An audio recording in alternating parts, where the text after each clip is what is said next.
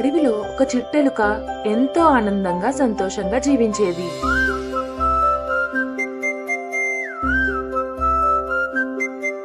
ఒకరోజు అది ఆడుకుంటూ ఒక పెద్ద గుహ దగ్గరకు వచ్చింది. ఆ గుహలో ఎవరు ఉంటారో తెలుసా?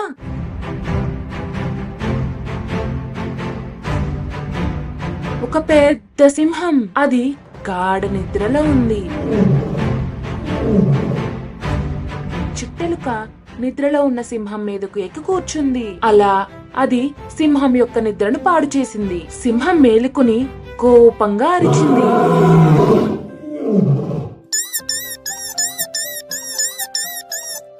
ఎవరు నన్ను లేపింది? చిట్టెలుక భయపడి, క్షమించు సింహరాజా, నన్ను విడిచిపెట్టండి, ఒకరోజు నేను మీకు సహాయం చేస్తాను అంది. ఒక చిన్న ఎలుక నాకు సహాయం ఎలా చేస్తుంది అని, ఇప్పుడు దీన్ని తిని ఏం ప్రయోజనం, నా ఆకలి ఏ మాత్రం తీరదు అని దయతో వదిలిపెడుతుంది.